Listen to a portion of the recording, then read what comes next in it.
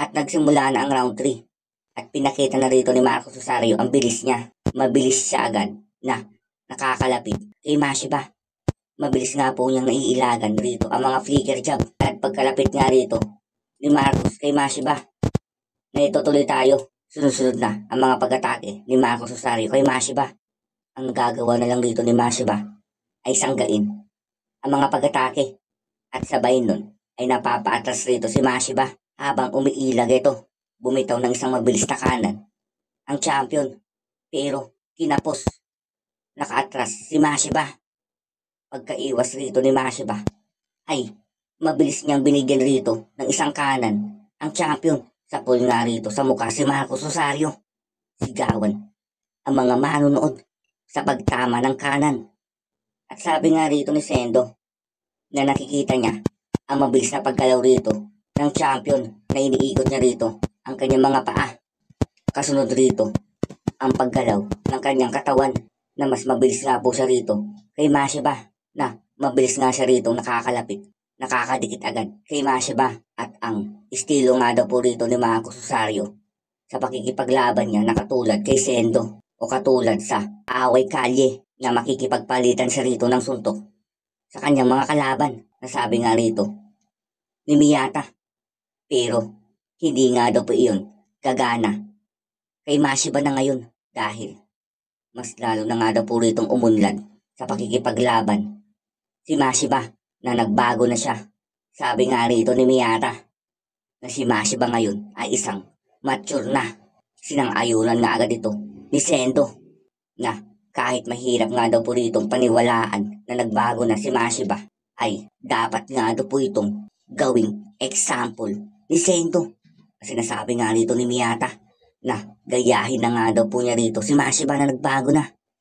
Ito sumisigaw si Sendo, galit na galit sa sinabi ni Miyata. At tuloy tayo ito. Sapul na naman nga rito sa kanan si Marcos Rosario na nagkapalit ulit ang champion ulit ang nasa lubid ng ring. At si Mashiba naman ngayon ang nagpapaulan ng kanyang mga atake. Hindi nga rito makalaban ang champion. Sinisigaw rito na lahat na ng mga pagsuntok rito atake ni Mashiba ay tinatamaan ang champion. Pero napakatibay pa rin, hindi pa rin daw bumabagsak. Na bakit kinakaya nga daw po ito ng champion. At sa pula naman nga rito sa kanan at kaliwa si Marcos Rosario. At ito mukhang babagsak na nga rito si Marcos Rosario. At nung nakita na nga ito ni Mashiba, ito susundan niya na para bumagsak na ang champion. Bumitaw na nga rito ng kaliwa si Mashiba. Pero sa uli ito, nagawa nga po ritong sangkain ni Marcos Rosario ang kaliwa. Pero kasunod na ang kanan ni Mashiba. Ito na ang kanan ni Mashiba para ma-knockdown na si Marcos Rosario. At sabi nga rito ni Ipo, tatapusin niya na. Ibibitaw niya na ang pamatay niyang combo. Sinasabi nga rito ni Ipo, pero dinidikit nga rito ni Marcos Rosario ang paa niya sa paa ni Mashiba. At nagulat nga rito si Ipo sa nakita niya dahil nagawa agad rito ni Marcos na makalapit, makadikit kay Mashiba. At eto matapos nun, pagkabitaw nga po rito ng kanan ni Mashiba ay nabigyan siya ng isang malakas na kanan ng champion. Sapul na sapul nga po rito si Mashiba. At matapos nun biglang nagkabaliktad ang pangyayari na si Mashiba ngayon ang na-knockdown. Napaupo nga po rito si Mashiba.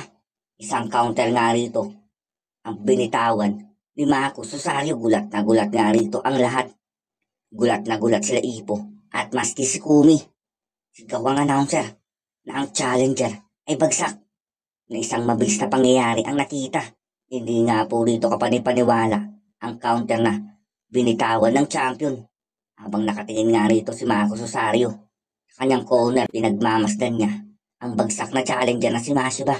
At tahimik ang buong manonood sa nangyari. Sinimulan na nga po rito ng referee ang pagbibilang. Gulat na gulat sila Sendo na nakuha niya, huling-huli niya si Mashiba. Pinaliwanag nga rito ni Miyata ang nangyari sa pag-counter. Dahil sa pinagdikit rito ng champion ang paa niya sa harapang paa ni Mashiba, ay madali nga po rito nakagkapalit sila ng posisyon. na ang unang suntok rito ng champion ang tatama. Hindi nga makapaniwala ang lahat. Nasabi nga rito sa isip ni Ipo na ang suntok na yon ay hindi talaga nakita ni Mashiba. Habang tuloy-tuloy ang pagbibilang, sumisigaw na ang lahat na tumayo na si Mashiba. Nakatingin lang si Ipo at nakita nga po niya na nakatitig sa kanya si Mashiba. At kitang-kita rito, nagulat si Mashiba sa nangyari, hindi niya inaakala. At sabi nga rito ni Mashiba habang tinitignan si Kumi at si Ipo, naalisin nga daw po rito ni Kumi ang pagkakahawak niya kay Ipo. Hindi niya gustong nakikita niya. Pero nagkamali nga po rito ng pagkakaintindi si Ipo na sinisigaw niya na wag nga daw po siya rito mag-alala tungkol sa kanya na tumayo na nga daw po rito si Mashiba. Gulat na gulat nga rito si Mashiba sa narinig niya. Dahil pagkatingin niya ay binibilangan na pala siya rito ng referee. Nagtaka siya rito nang malaman niya na bumagsak siya at tumayo nga agad rito si Mashiba. Nang malaman niya na napabagsak siya ng champion, eto, nangihina pa nga si Mashiba at pilit niyang ginagawa ng kanyang stance. Pagkabilang sa 8 ay nagawa na nga rito ni Mashiba na hindi rito susuko si Mashiba. Pinagpatuloy na nga po rito ng referee ang laban at magsisimula nga po ulit ang round. Mabilis na sumugod rito ang champion para tapusin na si Mashiba.